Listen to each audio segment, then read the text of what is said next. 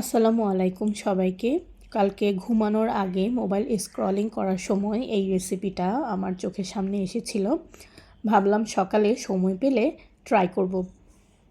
আপনারা বাটারে একটু রসুন কুচি দিয়ে নেবেন। আমার বাসায় বাটারটা ছিল না, তাই আমি নর্মাল তেলটাই ব্যবহার করেছি।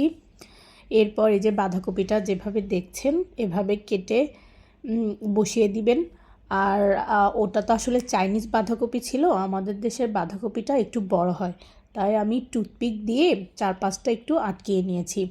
একটু গোলমরিচ ছিটিয়ে দিয়েছি আর দিয়েছি সয়া সস আর একটু টমেটো কেচাপ। যেহেতু সয়া সসের লবণ থাকে তাই আমি এক্সট্রা কোনো লবণ ব্যবহার করিনি। আপনারা যারা হাফ বয়েল খাবার খেতে পছন্দ করেন তারা এটা মাস্ট ট্রাই করবেন। অনেক মজার হয়েছে খাবারটা। ধন্যবাদ। আসসালামু আলাইকুম।